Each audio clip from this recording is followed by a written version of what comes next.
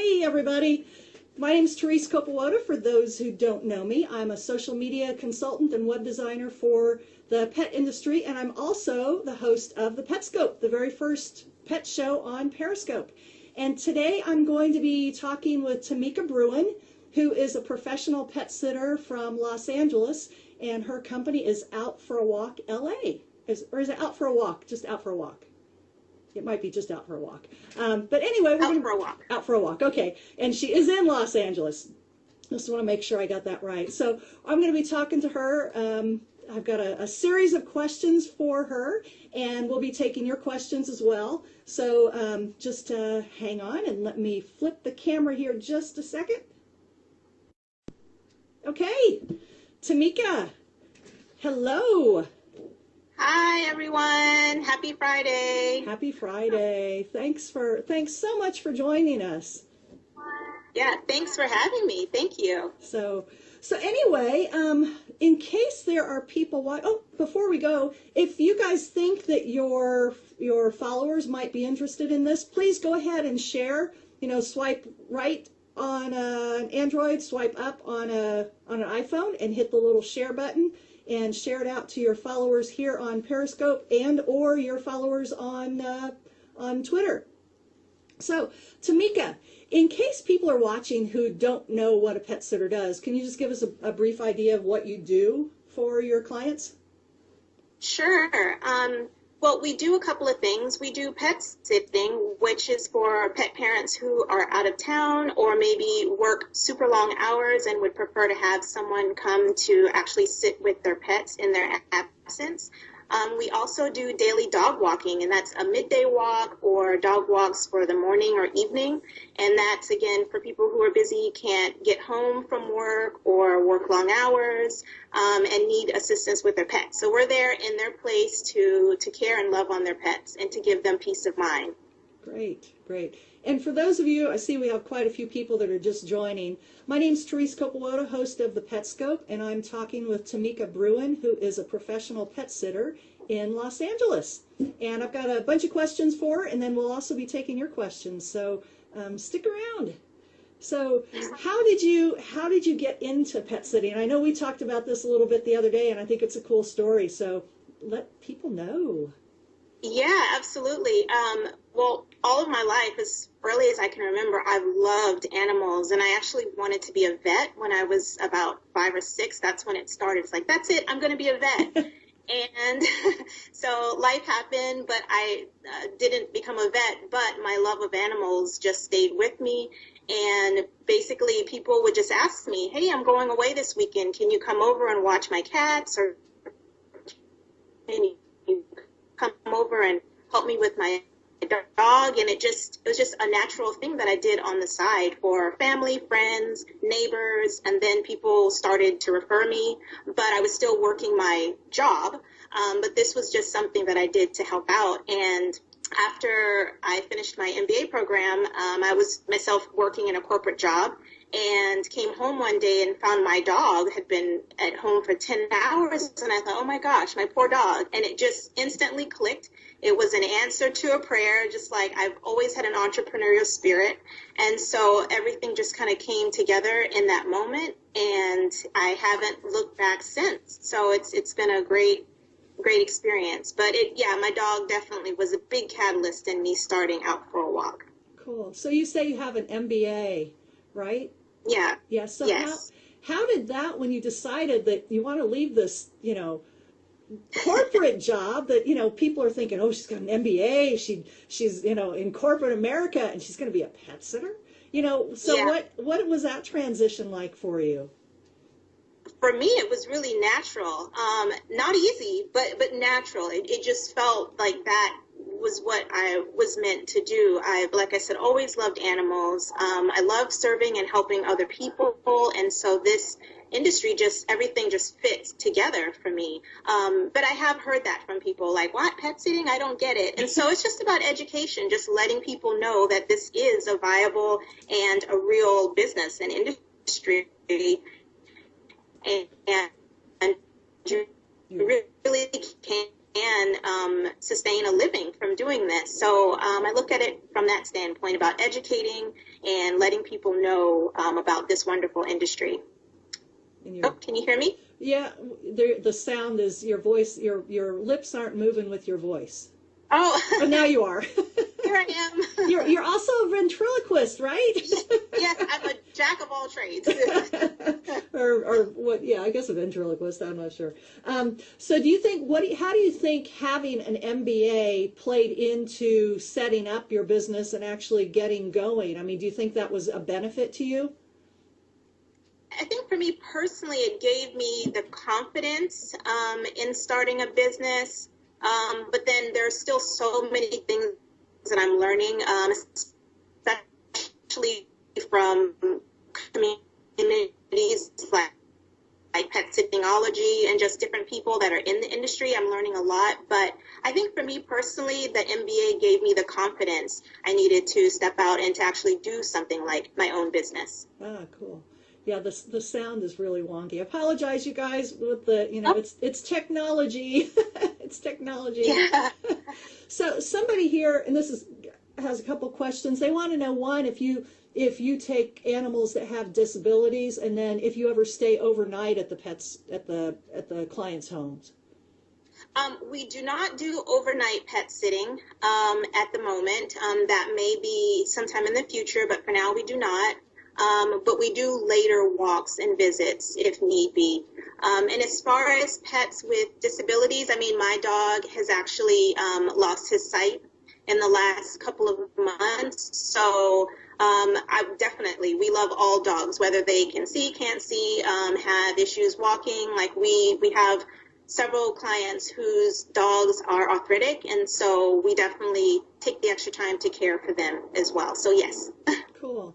And if a client has, I know I as you know, I was a pet sitter for 10 years, so a lot of these questions I know the answer to, which is why I'm asking some of them, because some of the answers may not be so might not be obvious to other people. But when you have a client that has a dog that has arthritis or needs medication or needs some kind of special care, do you make an effort to learn more about the exact care, the specific care that pet needs? Do you spend time with the client? Yes, we do. Before every new client comes on board, we definitely have meet and greets, and that's a time for us to not only meet the family, but to meet the dog or cat, so they can also meet us as well. So we're not total strangers walking into their home when their humans are gone. But we do meet and greets. And at that time, we go over schedules, routines, medications, whatever their specific pet needs. We go over that at the meet and greet. So it's beneficial for both us as well as the clients. Great. So shifting gears a little bit, I know you have a couple folks working for you, but what's a typical day like for a pet sitter? Because I know a lot of people think, oh, pet sitting, it'd be so fun. I get to pet puppies and kitties all day, and it's so fun. But give people an idea of what a typical day is for you. Yeah, and it is a lot of fun, but it can be a lot of work, especially when you have a fuller day. Like some days may be fuller than others. So a day could start anytime in the morning, say 7 or 8 a.m., and that could be the first visit. On that visit, if it's cat sitting, then we would do what's necessary for that particular cat, whether that's changing the litter box, feeding them their breakfast, changing water, playtime, just really giving them attention, and then going on the day from there. A lot of our clients are midday dog walks, so that takes up mostly the middle part of our day, where we go in, let the puppy or dog out and let them get a little bit of fresh air, stretch their legs, go potty, and then give them a few belly rubs. We give them treats if they're allowed, and take them back in, and then we just do that all the way, sometimes through the evening. So it really depends on the day, but the majority of it is just going from home to home and just loving on the pets that are in our care for that day. And loving them the best that we can and keeping them safe. Right. And then after each visit, we also send a little report card to their human, letting them know that they took care of their business, that they're happy, and that they're safe at home. So that's something that we do after every visit, whether it's a cat or a dog. And this is 7 days a week you're talking about, because people don't only schedule vacations Monday through Friday. Yeah, it's 7 days a week. So do you have, since you do have a couple folks working for you, do you personally have a day off during the week, or do you just get a vacation day whenever you get a vacation day? Yeah, now I'm transitioning my current dogs that I've been walking, and the walkers that are helping out now are definitely filling in for me, so I'm able to work more on the business side of things. And so that's been somewhat of a, I don't know, we've just become a team. So it it definitely works out well. Oh, that's good. So you have some really good people working for you, it sounds like. Yeah, very happy that I found both of them. Hi, Julianne. Hi, John. They're watching. Cool. So what, if somebody wanted to hire a pet sitter, what are some things that they should ask during their interview? Oh, definitely. I think one of the biggest things that you want to look for is that they have been doing this for maybe a while, at least have some references that you can check on, whether that's social media reviews or reviews that they may have on hand for you to get in contact with. I'd say that being insured is a good thing, because if something were to happen, you definitely want to have that assurance that things would be taken care of for you. So insurance is definitely a big one. And having rapport with this person is another thing, because there are lots of pet sitters, like for example here in LA, there are, I'm sure, like hundreds upon hundreds, and different pet sitters will fit differently with different pet parents. So that's an important thing to remember too, is rapport. And I think Tomika mentioned that they're cutting grass outside her door. Oh, so yeah. so Yeah, if you hear some kind of noise, that's probably what it is, I'm guessing. Yeah. And they just fortunately they just finished cutting grass around my house before we went on, so you only have to hear it from one side. So what are some things that pet parents can do to make the pet sitting experience better for everybody? I mean, granted, they're going to meet with you during the meet and greet, give you all kinds of information, but beyond that, are there things that they can do, to prepare their house or their pet for you? Yeah, absolutely. What a lot of pet parents will do, for example, when we're sitting for an extended amount of time, they'll have all of the necessities out for us, and it's marked and designated, so we know exactly, okay, this is the medication for Fluffy, this is Fluffy's wet food, this is Fluffy's dry food, so that we know, and there isn't kind of a hunt around the house for what needs to be given and at what time. And like you said, we will go over that during the meet and greet, but it's nice to have it out and in a specific location. So if they could have, whether it's medication or specific food that they want out in a designated spot, that would be really helpful. That includes leashes as well, or a collar or harness, for all of you, readily accessible for the sitter would be great help. And then during meet and greets, we also go over things like like alarm systems, because we have a lot of pet parents that have alarms, and so to really make sure that you go over that with your pet sitter to make sure that they know how the alarm system works, because you don't want to get a call on your vacation from ADT or whoever your provider is. Yeah, and what about emergency? If an emergency comes up with the pet, the house, how do you handle that? Do you have the vet's information ahead of time? Absolutely. Yeah, we have a pet software system, and it indicates emergency contacts. It has vet information there, so that we have all of that information on hand. So we have 2 to 3 emergency contacts, and we know if that particular person has a key to the house as well. So when we call them, we know if they're equipped to come over, and if we need to be there to let them in. Right. So most of the pet sitters that I know, and I'm guessing you're pretty much the same way, we develop a real rapport with the pets, and they're like our pets, an extension of our pet family. And I think most of our clients recognize that, and they tend to rely on us, one, for information, what's a good pet food, what's a good this, what's a good that, what's a good vet.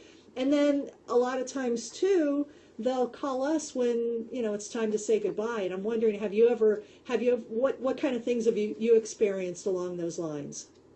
Yeah, and it's funny. Yeah, it's unfortunate, but we just lost one of our little friends recently, and it's very sad. So you do, as a pet sitter, it just makes me sad. Don't choke up, or I will too. Yeah, but we do form a bond with them. Yeah. But we did lose one of our regulars recently, and it's very sad. And this is, yes, it's a business, but this is something that's close to my heart.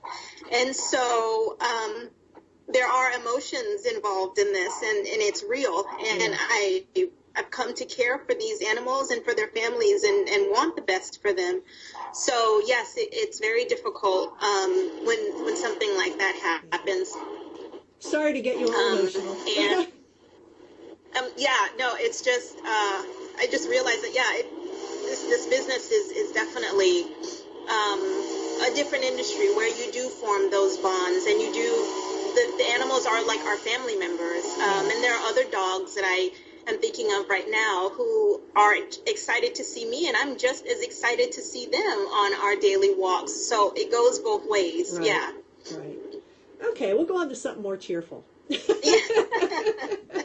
Tell us, just because we need something really cheerful, tell us about something that just made you absolutely belly laugh that one of your little furry clients did.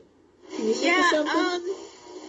The first thing that just came to my mind was one of our, I'm really sorry, they're outside here with the grass, but one of the dogs that I was walking actually doesn't like the metal grates on the sidewalk.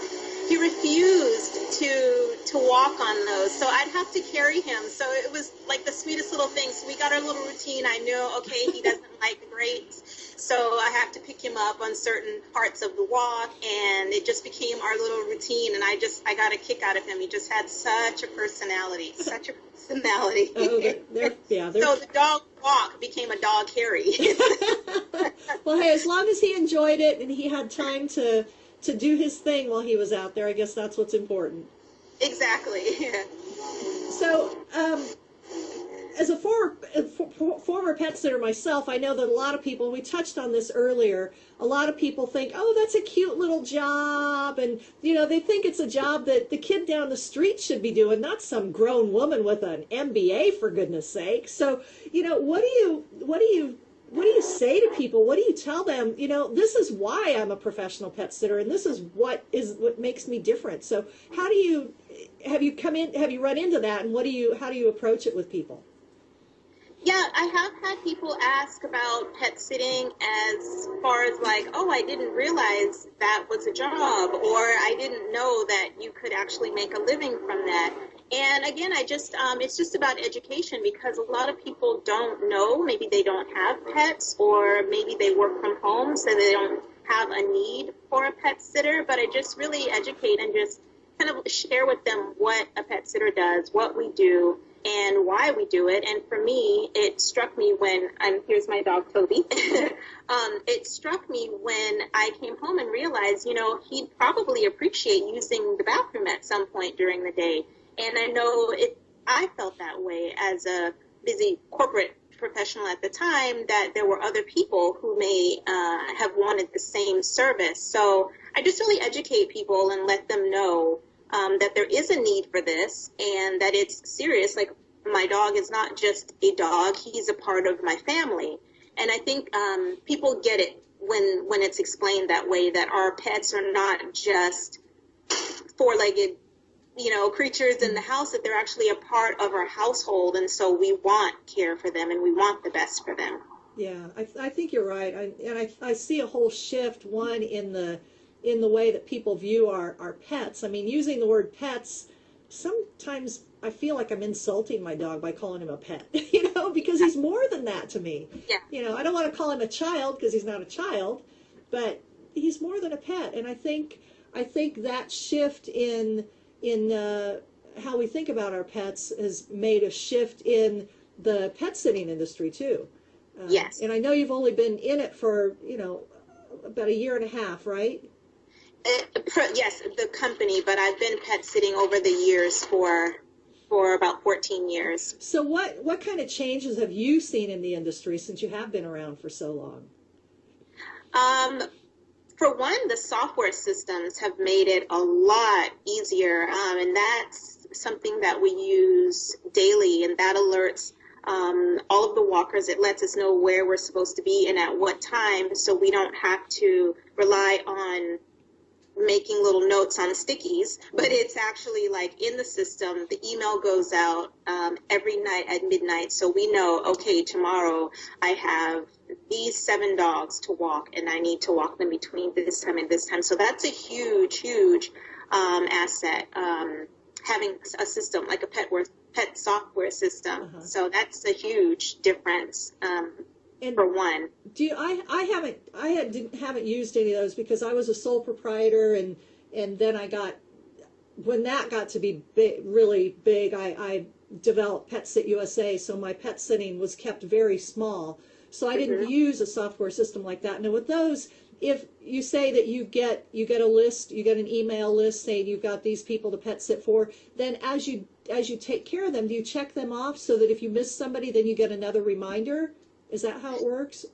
Yes, there is a way to check off whether the walk or the sit has been done, and it flags me as the administrator, like, hey, you know, Sparky is still waiting to be walked, so it will let me know. Oh, that's great. So we can make other arrangements to get that walk done. Yeah, and my pet sitter here in Indianapolis has a system that she uses, a software. So, and for me, it's really cool because I can just go to her website and, you know, click on a button and type in the information. I need a pet sitter on this date and this many times, and you know, so and then I get an email saying that reservation's been made. So that really is good from the client's perspective too.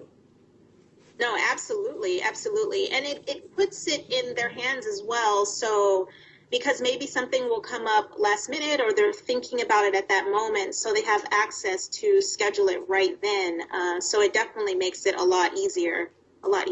Right. Convenience. Yes, convenience. And, you know, since everybody does, you know, so much online anyway and on your cell phones, you know, yeah, it only makes sense to have that available for them. Do you take any type of continuing education or special classes to help you with your pet sitting business? Yes, I've definitely done the dog obedience classes, which helps because we're working with so many different types of dogs. Some are trained on the leash, some aren't. So as the walker or sitter, it's really helpful to know what you're doing. So that was one of the first things I did, and I took that class. And then also the walkers, we've all gone through CPR, pet first aid and CPR, which is mandatory because we haven't had to use it, but we do have that if we ever did need to, say, do CPR on a dog, or if we walked in and the dog was down, not breathing. So those are 2 things that are really, really important, and I felt very important. Here comes the mower again. Here comes the mower. Technology is great, you guys. Yeah. Okay, it sounds like they're gone. So what's your favorite part about being a pet sitter? Can you name a favorite? Wow. Name a few favorites. How's that? Yeah, the thing that comes to my mind is definitely the pets and their families, because it's like being an extension of the family, because we're helping them with their beloved animals. And so definitely the pets, and there's so many personalities. Each animal has their own personality, and it's very charming to see and to get to know to get to know them over time. So I think that's definitely my favorite part. And then, yeah, just loving them. And so you made the right choice in leaving your corporate job to open your own pet sitting business. 2 thumbs up. Yes, definitely. Haven't looked back. Well, good. I know there are a lot of corporate people that end up in pet sitting, and I've seen that more and more over the years. I know when I first started back in 2001, it was, I think, primarily sole proprietors. But over the years, I've seen people leave their corporate jobs, and I've seen them build up, companies where they're making, six figures. Absolutely. So it can be very lucrative. So, yeah. And you mentioned Toby. Is there any way you can get him on the screen so people can see your little Sure. guy? Come on, Toby. Here he comes. Are you all ready? Here he comes. He's a cutie. I met him the other day, guys. Say hi, Hi, Toby. Hello, puppy. Hello. He's so cute. And what kind of dog is he? He's a poodle mix. I've heard a couple of things. I've heard poodle, Havanese, poodle terrier. They're back. Sorry. But I definitely know that he's part poodle. But he's a very sweet dog. He looks like it. He looks very cuddly. Yeah. Very cuddly. So we'll get to questions in just a minute if anybody has any, but I want you to tell people how they can get in touch with you, Tomika. Yes, absolutely. You can reach me here at outforawalk.net or on Twitter at outforawalkla. Great. And that's your same handle here on Periscope as well, right? Out for a Walk LA. Yes, it is. Yeah, yes. So. I'd love to contact, to connect with people, so feel free to connect. Yeah, does anybody have any questions? Any questions at all? Is there anything that you want to add, Tomika? I'd just like to say thank you, and that this industry has been such a blessing in getting to know pet parents and their pets, and I'm looking forward to also working more with different rescues here in LA. So it's a great industry, and I think it's definitely growing, and people are becoming aware. So I'm really excited about that. Very excited. Great.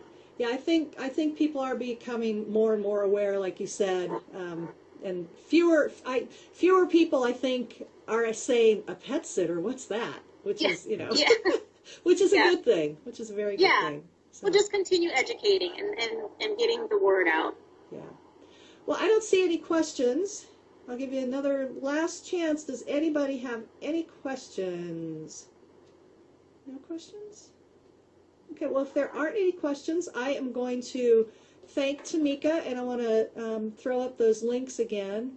So I'm going to hang on just a second. Oh, yeah, go ahead. Yeah. So you can reach her at outforawalk.net or outforawalkla on Twitter and Periscope. And thank you so much, Tomika. I appreciate it. Thank you, Therese. And Toby says bye. Bye, Toby. Thanks for watching, guys. And if you want to watch on Sunday night at 9:30 p.m. Eastern, I will be doing pet trivia again. So join us and have some fun. It'll be good for some laughs and, just a good time, good way to wind down things on a Sunday evening. So thanks again, everybody, and you guys have a great evening. Thanks, Josh.